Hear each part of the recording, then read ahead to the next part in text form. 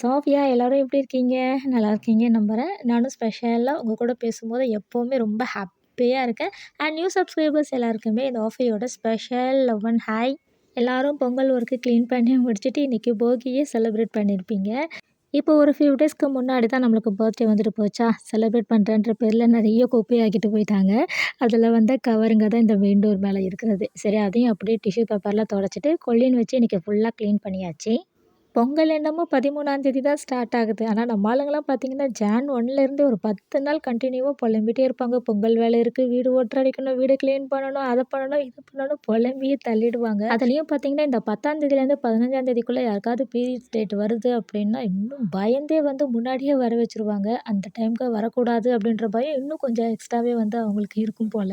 இந்த பீரியட்ஸ் வரத வந்து இந்த டேட்டுக்குள்ள வந்துடணும், இந்த டேட்டுக்குள்ள வரக்கூடாது, இந்த ஃபங்ஷனுக்குள்ள வந்துடணும், இந்த ஃபங்ஷனுக்கு அப்புறம் வரணும் அப்படிலாம் வந்து நான் யோசிச்சதே கிடையவே கிடையாது. அது பாட்டுக்கு விட்டுருவேன். அது பாட்டுன்னு வந்தா வந்துட்டு போதும். 3 நாள் தானே அப்படின்ற மாரி இருந்துருவேன். ஆனா நான் ஒரு சில பேர பார்த்த வரைக்கும், அவங்க சாமி கும்பிடுற டேட்டு ஒரு டேட்டா இருக்கும். அதுக்கப்புறம் டேட்ல தான் அவங்களுக்கு பீரியட் டேட்டா இருக்கும். ஆனா அது உங்களுக்கு என்ன பயம் வந்துரும்னா, சாமி கும்பிடுற டேட்லயே வந்துருமோ அப்படின்ற பயம். அதுக்கு எல்லாத்துக்கும் முன்னாடி ஒரு 4 நாளைக்கு முன்னாடி அந்த பயத்தோடயே இருப்பாங்க.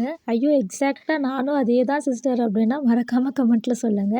அதுவும் முன்னாடி டேட்லயே வந்துடணும், அதுக்கப்புறம் வரணுன்றதுக்காக இந்த டேப்லெட் எடுத்துக்கிற பழக்கம்லாம் நெறைய பேருக்கு இருக்கும். அது மாரி இருக்குன்னா கொஞ்சம் கொஞ்சம் அவாய்ட் பண்ணிக்கோங்க. நம்ம மட்டும் வீட்ல தனியா இருக்கோம் அப்படின்னா, எவ்வளோ வேலையா இருந்தாலும் இந்த அவ்வை சண்முகி மாரி கட கட கடன்னு எல்லா வேலையும் முடிச்சுட்டு, ஃபைனலா ஒரு கப் டீ இல்ல காஃபியோட குடிச்சுட்டு அழகா மண்ணாந்துருவோம். ஆனா வீட்ல ஒரு ஆள் எக்ஸ்ட்ரா இருந்தா போதும், நம்மளால அந்த ஒரு வேலைய வந்து முழுசா செய்ய முடியல, புலம்பிட்டே இருப்போம். இன்ஸ்டாகிராமில நெறைய ரீல்ஸ்லலாம் ட்ரெண்ட் ஆக்கி காட்டுனாங்க. ஒய்ஃப் மட்டும் இருக்காங்கன்னா, கேஸ் சிலிண்டர் தூக்குறது. ஹஸ்பண்ட் இருந்தாங்கன்னா, அவர தூக்க சொல்றது. நம்ம மட்டும் இருக்கும்போது தண்ணி குடம் தூக்கிடுவோம். அதுவும் அவரு இருந்தாரு அப்படின்னா, அவர தூக்க வைக்கிறது. எல்லாருக்கும் இது ரிலேட் ஆகும்னு நெனைக்கிறேன். ரிலேட் ஆயிடுச்சு அப்படின்னா கமெண்ட்ல சொல்லுங்க. அப்புறம் உங்க வீட்டு பொங்கல் ஒர்க்கு எப்படி ஸ்டார்ட் ஆகி எப்படி முடிச்சீங்க? யார் யாரெல்லாம் உங்க வீட்ல உங்களுக்கு ஹெல்ப் பண்ணாங்க? யார் வீட்லலாம் ஹெல்ப் பண்ணாம நான் மட்டும் தான் பண்ணேன் அப்படின்றவங்க கமெண்ட்ல சொல்லுங்க. இன்னைக்கு நம்ம வீட்ல கொஞ்சம் ஷேர் பண்ணி தான் வந்து ஒர்க் பண்ணோம். என் ஹஸ்பண்ட் இருக்கிற பிஸி ஷெட்யூலில் அவரோட பாடி பெயின் எல்லாமே வந்து பார்த்து, அதில ஒரு 10 நிமிஷம் அவர் எனக்கு ஒர்க் பண்ணாலே எனக்கு பெரிய விஷயமா இருக்கும். இன்னைக்கு ஆஃப் டே வந்து மனுஷன் எனக்காக வந்து ஒர்க் பண்ணாரு. அதுவும் அவ்வளோ சீக்கிரத்தில வாண்டடா அவரே வரல. நம்ம கெஞ்சி கூப்பிட்டா தான் வர மாரி இருக்கும். அப்படிதான் இன்னைக்கும் நடந்தது. பட் வந்தாலுமே ஒர்க்க எல்லாமே பக்காவா ஃபினிஷ் பண்ணி குடுத்துட்டாரு. ஒரு பக்கம் பயம் எங்க புலம்பியே தள்ளிட போறா அப்படின்ற பயம். இன்னொரு பக்கம் பார்த்தீங்கன்னா, வாங்கிட்டு வந்தா ஒரு 1 சிக்கன் இருக்கு. இந்த சிக்கன் குழம்புல ஏதாவது புலம்பி டென்ஷன் பண்ணி குழம்பு ஏதாவது கெடுத்துற போறான்ட்டு உஷாரா வந்து எனக்கு ஹெல்ப் பண்ணிட்டாரு.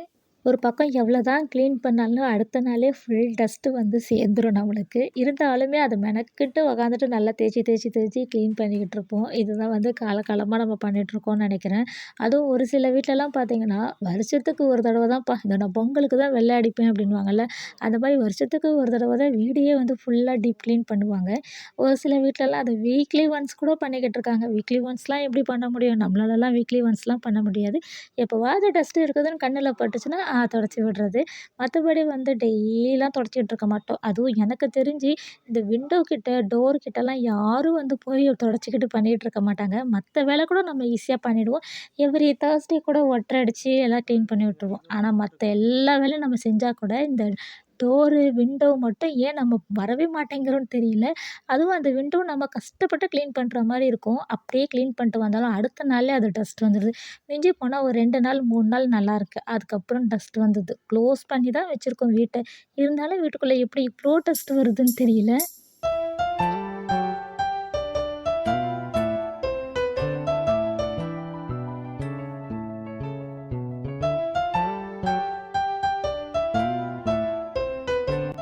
நம்ம இந்த பொங்கல் ஒர்க் ஸ்டார்ட் பண்ண அன்னைக்கு தான் நம்ம வீட்டு பக்கத்துல, மேல் வீட்ல எல்லார் வீட்லயும் வந்து கிளீன் பண்ணாங்க. ஒரு ஆள் ஸ்டார்ட் பண்ணோம் அப்டின்னா, எல்லாரும் அன்னைக்கு பண்ணிடுவோம். ஏன்னா ஃபுல்லா கிளீன் பண்ணிட்டோம் அப்டின்னா, பெருக்கிட்டு போகி அன்னைக்கு காலையில ஃபுல்லாவே கழுவி விட்டுருவாங்க. அதனால யாராவது ஒரு ஆள் ஸ்டார்ட் பண்ணாங்க அப்டின்னா, அது ஃபுல்லா கன்டின்யூ பண்ணிடுவோம். எங்களுக்கு தெரிஞ்சு ஸ்டார்ட் பண்றது எங்க ஹவுஸ் ஓனரா தான் இருக்கும். அவர் ஸ்டார்ட் பண்ணா நாங்க எல்லாருமே அப்டியே கன்டினியூவா பண்ணிடுவோம். இந்த வீட்லலாம் பெரியவங்க இருக்கிறாங்க அப்டின்னா, இந்த வேலையெல்லாம் எப்பயோ பண்ண வச்சுருவாங்க. இதுவே நம்ம மட்டும் இருக்கிறோம் அப்டின்னா, ஆறப்பட்டு ஆறப்பட்டு அப்புறம் பண்ணிக்கலாம், அப்புறம் படிக்கலாம்னு சொல்லிட்டு லாஸ்ட் மினிட்ல தான் நம்ம பண்ணுவோம். இன்லாஸ் கூட இல்லாம நம்ம தனியா இருக்கிறோம் அப்டின்னா, இது ஒண்ணு தான் இல்ல. நம்ம எப்ப வேணா, எந்த வேலை வேணா பண்ணிக்கலாம். அது ஒரு பாத்திரம் கழுவுறதா இருக்கட்டும், வீடு பெருக்கிறதா இருக்கட்டும், நம்மளே நம்ம சுத்தம் பண்றதா, குளிக்கிறதா இருக்கட்டும். இது எல்லாமே வந்து நம்மளுக்கு எப்ப டைம் சொல்லிட்டோ, அந்த டைம்க்கு தான் நம்ம பண்ணுவோம். இதே வீட்ல ஒரு பெரியவங்க இருக்காங்கன்னா, இந்த டைம்ல தான் குளிக்கணும், இந்த டைம்ல பாத்திரம் கழுவணும், இந்த டைம்லயும் பெருக்கிடணும் அப்டின்ற மாரிலாம் இருக்கும். பட் வந்து அதுவுமே நல்லாயிருக்கும். ஆனா எது பெஸ்ட்டு அப்படின்றத மறக்காம கமெண்ட்ல சொல்லுங்க. அம்மா வீட்ல இருக்கும்போதும் நம்ம அம்மாவும் அதே தான் சொல்லுவாங்க. இந்த டைம்லயே குளிக்கணும், இந்த டைம்ல பாத்திரம் கழுவணும் அப்படின்ட்டு. ஆனா நம்ம அம்மான்றதால, "அம்மா போம்மா, அப்புறம் பண்றேம்மா" அப்படின்னு சொல்லி படுத்துருவோம். இதுவே நம்ம இன்லாஸ் கூட இருக்கும்போது, வரேன் ஆன்ட்டி, இதோ வரேன் அத்தை" அப்படின்னு சொல்லிட்டு, அந்த டைம்ல வந்து கொஞ்சம் ரெஸ்பெக்ட் பண்ணிட்டு அந்த வேலைய நம்ம முடிச்சு குடுத்துருவோம். இதுதான் இல்ல, நெறைய பேர் இப்படி தான் போயிட்டுருக்கோம். நெறைய பேர் வந்து ஆஃப்டர் மேரேஜ் அவங்க அம்மாவ ஃபீல் பண்ணிட்டு இருக்காங்க. ஒரு சில டைம்லலாம் வந்து ஆஃப்டர் மேரேஜ் வந்துட்டு, "அப்பா எங்க அம்மா நெறைய வேல வாங்குனாங்க. ஆனா எங்க அத்தை என்ன வேலையே வாங்க மாட்டேங்கிறாங்க" அப்படின்னு பெருமையாவும் சொல்லிட்டு இருக்காங்க. ஸோ இந்த மாரி யார் வந்து பிளெஸ்டா ஃபீல் பண்றீங்க அப்படின்றதுமே மறக்காம கமெண்ட்ல சொல்லுங்க. எல்லா வேலை முடிச்சுட்டு தான் நான் சமைக்கிறேன் அப்படிலாம் இல்ல. நாங்க வேலை பண்ணிட்டு இருக்கும்போதுமே நான் நடுவுல வந்து சமையல் வேலை ஸ்டார்ட் பண்ணிட்டேன். அந்த பக்கம் ஹஸ்பண்ட் பண்ணும்போது, இந்த பக்கம் நான் வந்து குக்கிங் வேலை ஸ்டார்ட் பண்ணிட்டேன். சிக்கன் எடுத்துட்டு வந்தாருன்னு சொன்னார்ல, ஸோ இந்த ஊர் ஸ்டைல்ல வந்து தண்ணி குழம்பு செய்வாங்கல்ல, அந்த குழம்பு தான் பண்ணிட்டுருக்கேன். இந்த குழம்பு டேஸ்ட்டு சூப்பரா இருக்கும். நான் உங்களுக்கு ரெசிபி அப்படியே குயிக்கா ஷேர் பண்ணிடுறேன். 1 ஸ்பூன் வந்து நல்லெண்ணெய் விட்டுக்கோங்க. அதுக்கூட 1 ஸ்பூன் முழு தனியா, மிளகு, சீரகம், சோம்பு இது எல்லாமே ஒரு ஸ்பூன் சேர்த்துட்டு, காரத்துக்கு 4, 5 வரமிளகாவு, ஒரு கைப்பிடி நெறைய கருவேப்பிலை சேர்த்துக்கோங்க. சின்ன வெங்காயம் ஒரு 10 இல்ல 20 சின்ன வெங்காயமும் சேர்த்துக்கோங்க. 2 இல்ல 3 முந்திரி பருப்பு, அதுக்கூட 1 ஸ்பூன் வந்து துருவுன தேங்காவும் சேர்த்துக்கோங்க. நான் இந்த தடவ தேங்காய் சேர்க்கல, முந்திரியோட வச்சுக்கிட்டேன். தேங்காய் சேர்த்தாலும் டேஸ்ட்டு சூப்பரா இருக்கும்.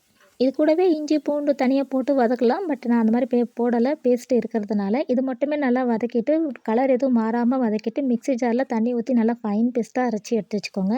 இது கூட பார்த்தீங்கன்னா, பட்டை, லவங்கம் எல்லாம் போடுவாங்க. பட் இன்னைக்கு அந்த மாரிலாம் நான் எதுவுமே போடாம, இது மட்டும் தான் போட்டேன். ஆனா இதுவே டேஸ்ட்டு சூப்பரா இருந்துச்சு. அரைச்சு தனியா பேஸ்ட் எடுத்து வச்சதுக்கப்புறமா, அதே கடாயில 2 ஸ்பூன் நல்லெண்ணெய் விட்டுக்கோங்க. ஒரு சின்ன துண்டு பட்டை, ஒரு கிராம்பு, ஒரு ஏலக்காய், ஒரு 2 இல்ல 3 கல்பாசி சேர்த்துக்கோங்க. ஒரு கைப்பிடி நெறைய வெங்காயம் சேர்த்து நல்லா வதக்கி விட்டுக்கோங்க. இந்த டைம்ல கருவேப்பிலை நீங்க சேர்க்கறதா இருந்தா சேர்த்துக்கலாம். பட் நான் கடைசியில கருவேப்பிலையும், கொத்தமல்லியும் சேர்ப்பேன் எப்பவுமே. வெங்காயம் நல்லா வதங்கி வந்ததும் இஞ்சி பூண்டு பேஸ்ட் உங்களுக்கு கறிக்கேத்த இஞ்சி பூண்டு பேஸ்ட்டு சேர்த்துக்கோங்க. அது கூட ஒரு 3 தக்காளிய கட் பண்ணி சேர்த்துட்டு நல்லா வதக்கி விட்டுக்கோங்க. தக்காளி நல்லா வெந்து வந்ததுக்கப்புறமா நம்ம கழுவி வச்ச கறிய சேர்த்துக்கலாம். கறி சேர்த்து கொஞ்சம் உப்பு சேர்த்து அப்படியே மூடி போட்டு விட்டுருங்க. கொஞ்ச நேரம் வந்து அது அப்படியே வந்து தண்ணியெல்லாம் விட்டுட்டு நல்லா வெந்து வரும். நல்லா வெந்து வந்ததுக்கப்புறமா அரைச்சு வச்ச இந்த பேஸ்ட்ட வந்து சேர்க்க போறோம். கறி கழுவும்போதுமே மஞ்சத்தூள் போட்டு கழுவுனதுனால தான் மஞ்சள் கலர்ல இருக்கு. கறி நல்லா வெந்து வந்ததுக்கப்புறம் இந்த அரைச்சு வச்ச பேஸ்ட்டு சேர்த்துட்டு, வீட்டு மிளகாத்தூள் இருக்கு பார்த்தீங்களா, அது 1 ஸ்பூன் சேர்த்துட்டு, உப்புலாம் நல்லா செக் பண்ணிட்டு, தண்ணிய தாராளமா ஊத்திக்கோங்க. ரொம்ப தாராளமா இல்ல, கொஞ்சம் தாராளமாவே ஊத்திட்டு, நல்லா கொதி ஒரு 3 இல்ல 4 கொதி வரணும். அந்த அளவுக்கு நல்லா கொதிச்சு எண்ணெய்லாம் பிரிஞ்சு வரும். அதுக்கப்புறமா அடுப்ப ஆஃப் பண்ணதுக்கப்புறமா மிளகுத்தூள் போட்டு, ஒரு கைப்பிடி நெறைய கருவேப்பிலை, கொத்தமல்லி போட்டு இறக்குனீங்கன்னா சூப்பரா இருக்கும் இந்த கறி குழம்பு. எங்க வீட்ல எல்லாருக்குமே ரொம்ப பிடிச்சிருந்துச்சு. உங்களுக்குமே கண்டிப்பா பிடிக்கும்னு நெனைக்கிறேன். இது வந்து சாதத்துக்கும் இன்னமும் செம்ம டேஸ்ட்டா இருக்கும். கண்டிப்பா ட்ரை பண்ணிட்டு எப்படி இருக்குன்னு கமெண்ட்ல சொல்லுங்க. வீட்ல எல்லாரும் சாப்பிட்டுட்டு டேஸ்ட்டு சூப்பரா இருக்குதுன்னு சொன்னாங்க. நான் மட்டும் குழம்பு வச்சுட்டு சும்மா ஒரு துண்டு கறி மட்டும் வச்சு சாப்பிட்டேன். ரொம்ப கறி வச்சு சாப்பிட முடியல. ஏன்னா இப்ப தானே பல்ல எடுத்துருக்காங்க. இப்படி சாப்பிடவே கூடாது. இருந்தாலும் ஆசைக்கு வந்து சாப்பிட்டேன். டேஸ்ட்டு சூப்பரா இருந்துச்சு. வாங்கிட்டு வந்த கறியில மொத்தமும் குழம்பு வைக்காம, சும்மா வந்து ஒரு 10 துண்டு மட்டும் எடுத்து வச்சுக்கிட்டேன் தனியா. மீதி எல்லாமே குழம்பு வச்சுட்டேன். நம்ம வீட்டு சின்ராசு வேற இன்னைக்கு விழுந்து விழுந்து வேலை செஞ்சாரு. ஸோ, அவருக்கு மட்டும் சிக்கன் 65 செய்யலாம். அவருக்கு இந்த சிக்கன் 65ல கொஞ்சம் மிளகுத்தூள்லாம் போட்டு, ஆனியன்லாம் கட் பண்ணி கொடுத்து, லெமன்லாம் பிழிஞ்சு கொடுத்தா நல்லா சாப்பிடுவாரு. இருந்த 10 துண்டு அவருக்கு மட்டும் எடுத்து செய்யலான்னு சொல்லிட்டு முன்னாடியே ஊற வச்சுட்டேன்.